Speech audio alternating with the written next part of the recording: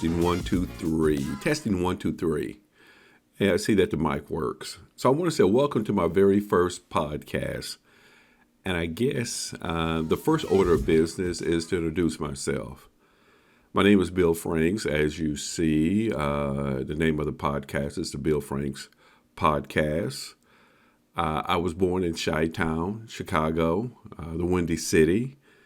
At about the age 3, my family moved back to Oklahoma so that my dad could finish his graduate degree. As kids, we moved around a little bit, but most of my schooling was done in Oklahoma. I attended and finished college where I obtained an undergraduate degree in chemistry. You know what? I wish I would have rethought the chemistry degree because when I graduated, I found out that Oklahoma was not necessarily a state for science majors, unless you plan to pursue a master's or PhD. If the older Bill had a chance to talk with the younger Bill, I would have shared with him, you should have taken more time to really think about your major, think about what you really wanted to do. Because it took me a few years to find a job where I could utilize my chemistry background.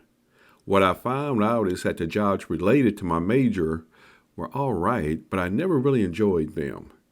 I did a little self-assessing, and what I found out is that I like the idea of entrepreneurship.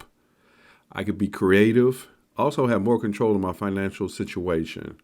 So after some thought, I decided to obtain an MBA in marketing. Now, I didn't think I would end up in a classroom setting, but having that graduate degree gave me an opportunity to start teaching college-level business courses.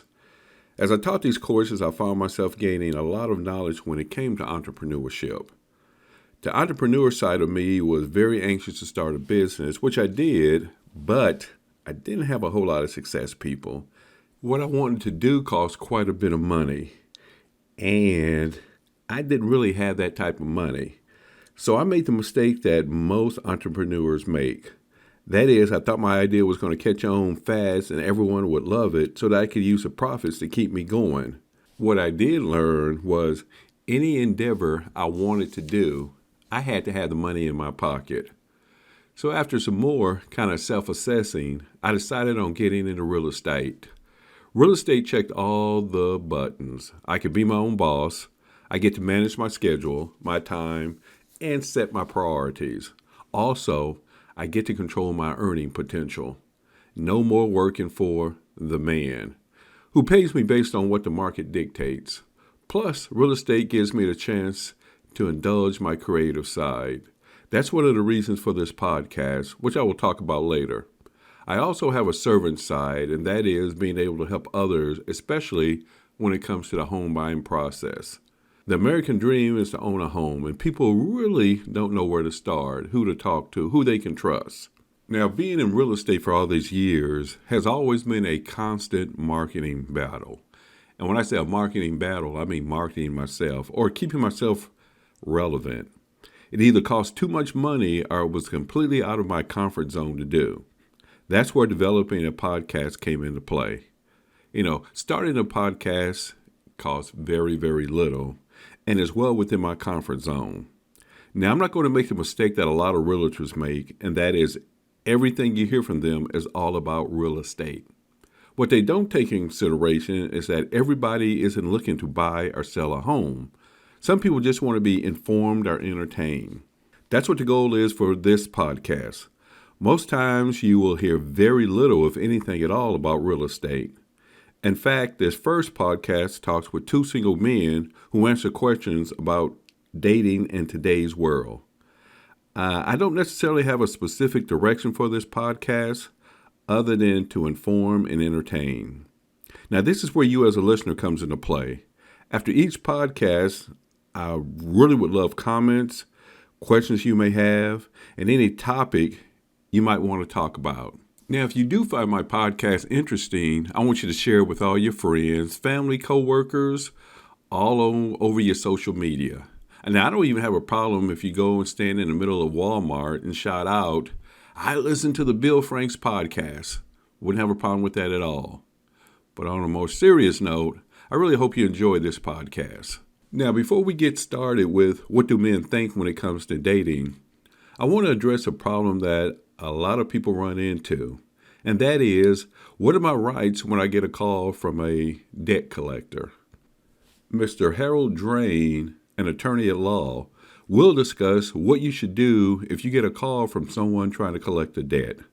Now, this information you are about to hear from Mr. Drain is not, nor is it intended to be legal advice. You should contact an attorney for advice regarding your individual situation. Now, if you'd like to contact Mr. Drain, I'll have his number on the website. All right, let's say I got a call from a debt collector.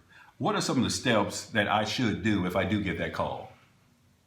Well, if you get a call from a debt collector, the first thing you want to do is make sure that it's a legitimate debt, right?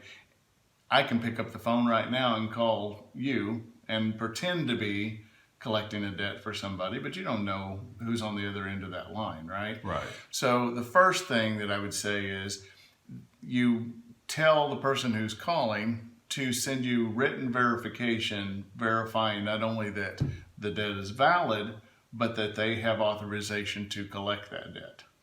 Okay? Okay.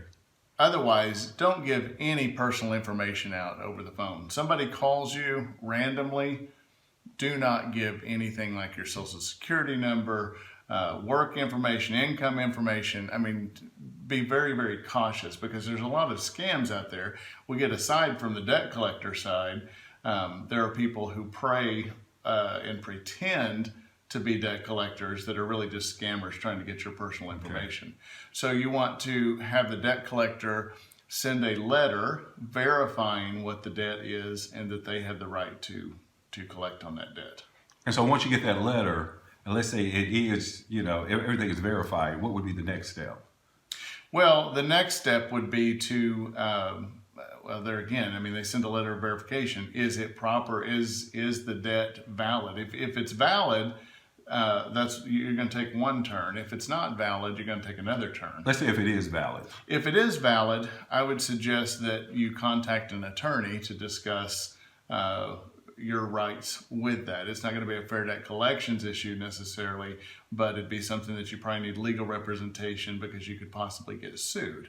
Okay. And so we want to make sure that you get properly represented at that point in time, that you have somebody to work on your behalf to maybe negotiate some type of a settlement before you get sued, or represent you if you do get sued. Okay. So really, it would be get it verified first. Sure. Okay. Sure. Yeah, you want to make sure that it's verified.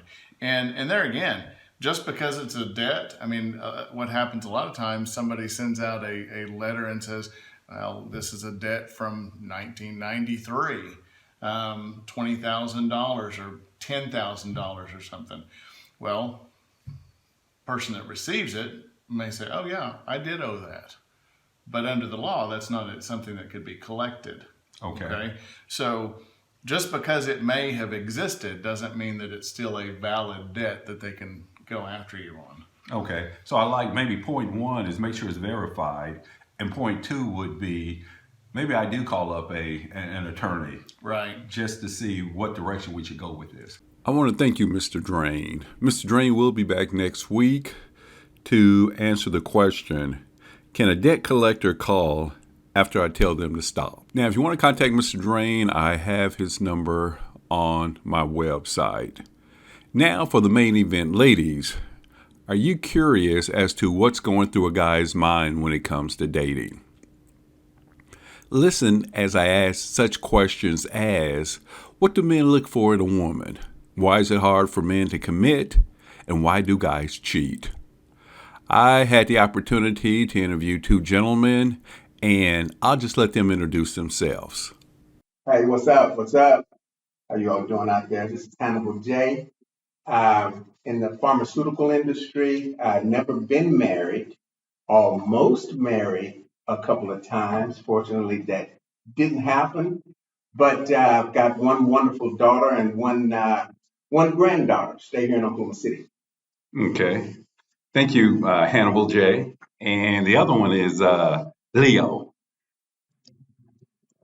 How's everybody out there? This is Leo.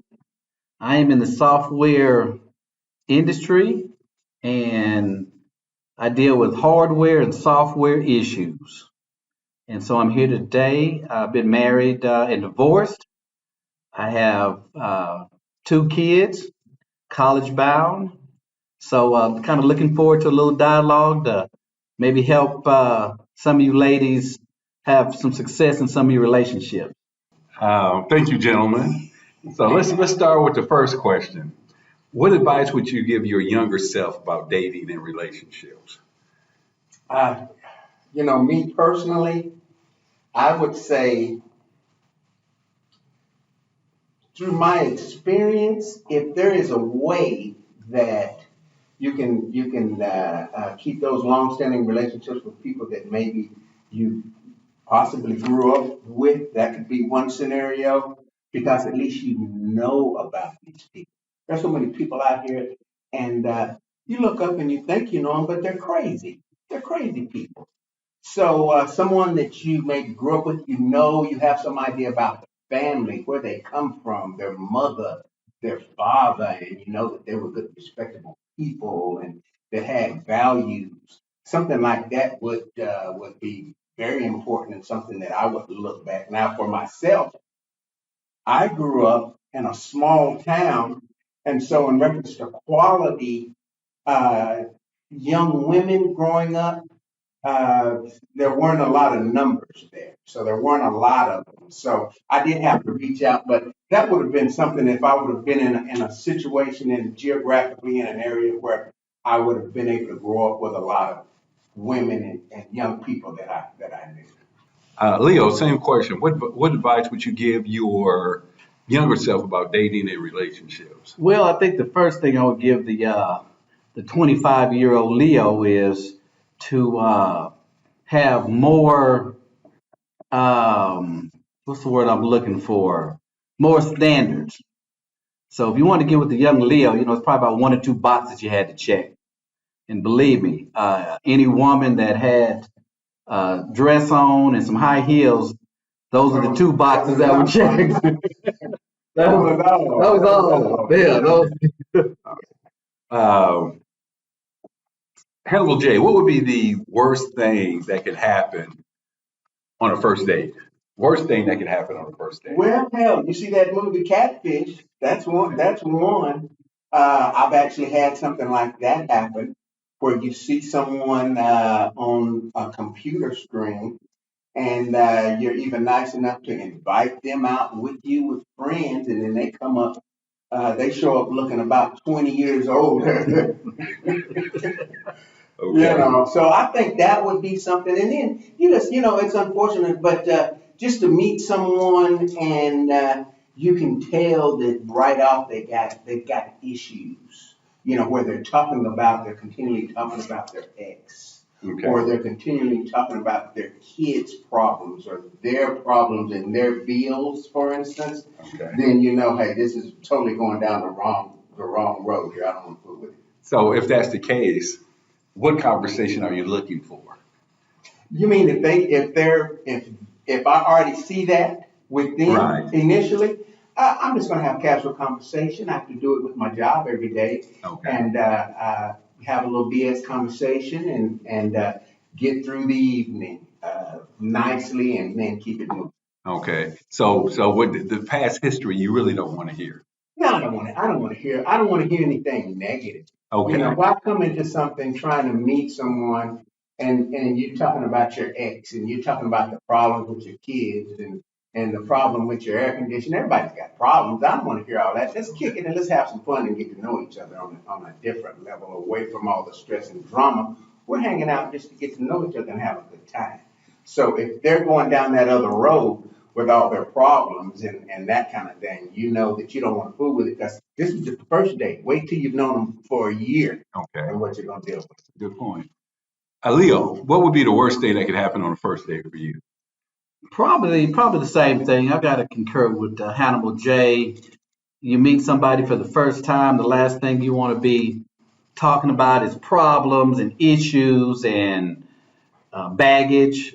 You want to kind of get to know that person, know a little bit about their likes, dislikes, things that they like to do to have fun. Those are things that you're trying to find out about that person, instead of all of the negative baggage that sometimes you go down that rabbit hole when you meet somebody on the first date. You start talking about exes and what they did and didn't do, what I did or didn't do, and really that's not what I want to hear. And most men, in my opinion, don't want to hear those type of have that type of conversation on the first date. Yeah, and another thing, come out polished. Don't come looking raggedy.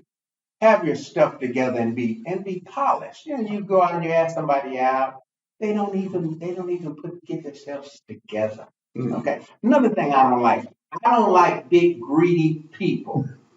I don't like a big greedy woman that they want to go and order the most expensive thing on the platter and just take advantage of you. These people think they can just take advantage of you. You know, I was just recently, I had invited someone out to grab a bite. She's going to ask, can her friend come along? What the hell has her friend got to do with this? And then I'm supposed to take care of the friend and her. Well, I'm not going to fool with either one of you. It's what's going to happen. Hmm. Okay. Leo, where's the best place that women can meet men who are interested in a serious relationship? Wow, that's a good question, because when you're in a small environment like Oklahoma City and there's no places where young professional people can kind of congregate and meet, it's pretty challenging. So find find places like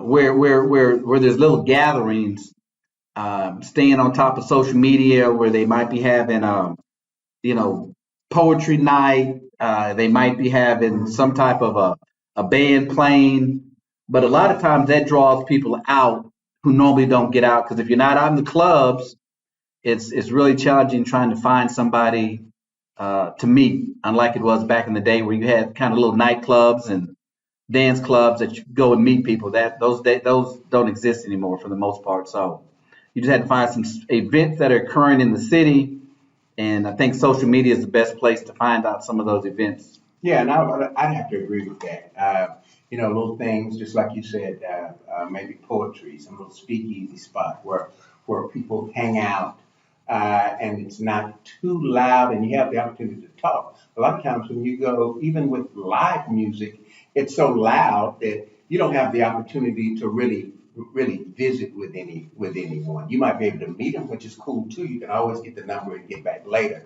But I think that what you're saying is always good. And then, you know, it's always, you know, referrals are good. People that you know, women or men that you know, and they know the kind of person you are, the kind of character you got, and they turn you on to somebody. You know, problem with that is you got too many hater brothers out here too. Let me get the brothers up, because you know, you quit being so greedy. You can have all the women.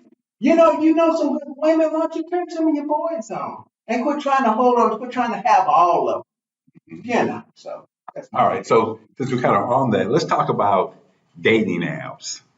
Kind of what's your feeling on dating apps? Either one of y'all can start. Well, I think that's the new normal. I think going to the 21st century, I think the dating apps is going to be the way that people are going to, the number one way that people are going to be meeting people and establishing relationships. So I think the dating app, they're going to just get better. And I think that's going to be the new normal when you want to get out, especially in a small market. If you want to meet somebody, I think the dating app is the new normal. Yeah, you know, dating apps is a way to go. I wonder if you, for instance, you know, throughout my dating life, I've done the dating app thing. I seem to have found the more quality women when I was involved in dating apps that cost me some money. When you get these little fly by night freebies and that kind of thing going on, it's really not it goes from a dating app to a and it's all about that, or it's all about people trying to take advantage of people. And I'm just not putting it on one side with the guys. I mean, with the women, the guys do it, but you get these women and they'll be eating free every night of the week, just taking advantage of men and going out and parlaying on somebody else's dime.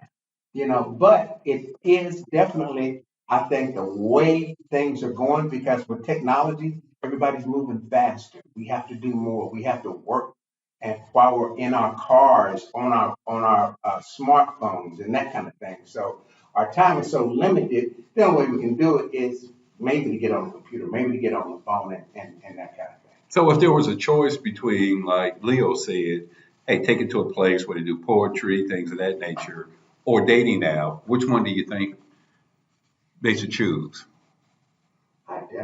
To me, you need to be trying to see people in person. I'd much rather and forego all that other stuff. If I could meet somebody quality in person and we develop a relationship from there, I just feel more trusting in reference to moving forward in the relationship. And I agree with that. I mean, the best case scenario is the old school way. Back in the day, you had to lay your rap down. You had to go and introduce yourself, and you had to go sell yourself to the female that kind of piqued your interest, and you had to step up to the plate. You can hide behind technology. The pictures might not be up to date. You can lie about your age. So there's a lot with the technology opposed to like Hannibal J said, seeing somebody up close and personal, and you got to go up and lay down your rap and hopefully get that number like we did back in the day. And that the art of that is gone. And so if there were events and band playing nights or little gatherings, you could get back to that. But unfortunately, you don't have a lot of that in Oklahoma City. But in some of these other bigger markets, if I'm not mistaken, you have a lot of these events where you can go out and meet professional people that are kind of along the lines of what you like to see in a mate. All right, so you're at one of these events and you see a young lady. What's the first thing that attracts you to her? Uh, Being polished. I don't care if her hair is short, if it's long. It really doesn't matter uh, what style of outfit, but people can have a presence in the way they carry themselves and just being polished and being either elegant, sexy, or cool. Just putting off one of those certain vibes is really what attracts me and catches my eye. And I think in addition to what Hannibal J said, she's got to have at least, I've got a 32 tooth minimum. You got to have all your teeth, baby girl. Don't smile and, the two front teeth are missing or, you got gaps in your teeth. I mean, I know we all, we have to get to the dentist and all that, but like Hannibal J said, you're expecting that maybe in a man. So what you expect in a man, you want that man to expect in you. So being polished and nails done, you got to spend a lot of money. That take a lot of money but to look good is real important, real good. Okay. If you're at this club or whatever, how do you feel about women approaching you? Go ahead, Leo. I think this next generation, you have women that are approaching men. I don't have a problem with that. I don't have a problem with the woman maybe coming up, approaching me, laying a line down on me because she might see me before I see her. So just because she approaches me, that doesn't mean that I wouldn't have approached her first if I saw her. So if she steps up to me and compliments me and we get to chatting, that's all good. So I don't take that as a negative if a woman approaches me. I don't have to always be the hunter. And so if a woman is hunting, hey, let it be. So be it. Yeah, please come up and talk to me. That's cool with me. It's flattering. Unfortunately, you can be in a certain situation with a lot of people, and a lot of times you can assume, well, these people or these women, they're busy and they're with their friends, and there'll be a group of 4 or 5 women, and so you think, no, I don't need to approach and go over to that table, that kind of thing. But at the same time, one of those people at that table could be checking you out. Well, she should know that that's okay for her to come over and say hello to you and introduce herself to you. So that's totally fine with me. Okay. Um, let's say she does come over, say a few words. Kind of, what if you're not attracted to her? How would you let her know? uh, um, I'm gonna be a gentleman. I'm gonna be cordial. Uh, I don't even care if they could come over with not even having 32 teeth minimum. Uh, I'm gonna be cordial and be very nice. Uh, don't hang out too long, baby. And I'm not gonna buy you a drink, but I'm gonna be a gentleman about it. It's all good. So I guess what you're saying is, hey, young lady sees someone, she sees you, don't fear you. No, not at all. Not at all. And I think I think people are approachable. Some people put on airs. I see a lot of women that put on airs. They're insecure. I think that's a sign of being insecure, or when you go to talk to them and they come off as maybe their vocabulary is a little light. They don't know how to communicate. There should be no reason for someone not to, me as a man, going up to a woman that I think is attractive, to be able to just to hold a quick conversation. Unless her man is in the bathroom and she can just let me know that, and I'll apologize and keep it moving. What about you, Leo? Well, I think the same thing. I think that the fear of rejection kind of goes through people's mind if they're going up, but is he going to reject me, or is she going to reject me? And just because somebody comes up to you and meets you doesn't mean that they want to get married the next day. So maybe they're just out meeting new friends, and they're in an environment where they want to meet people, and there's nothing more than just coming up saying hi and starting a conversation and then moving on. So don't take it that if a man comes up to you and he speaks to you, he introduces himself, that's not a marriage proposal, and then vice versa. So I think that if we stop thinking like that, then you can start meeting more people, and then maybe in the 10 people you meet that night or that week, there might be one that you all might make a connection. But just because you go and say something to somebody, or somebody says something to you, gives you a compliment, talks to you for a little while, does not mean that they're ready to get married the next day. Okay.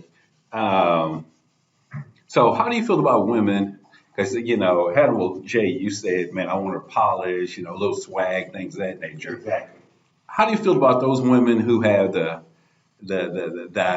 kind of the fake eyes and the fake hair and things of that nature? Are you fine with that? Let me tell you, let me say this. So my mama wore a wig just about all the days of her life that I can remember. And I love my mama. So that's all good. A wig, any of those forms of expression are okay with me with the hair. And this is just me personally with the hair. And you got blue eyes. It's good with it. I think the hair is cool.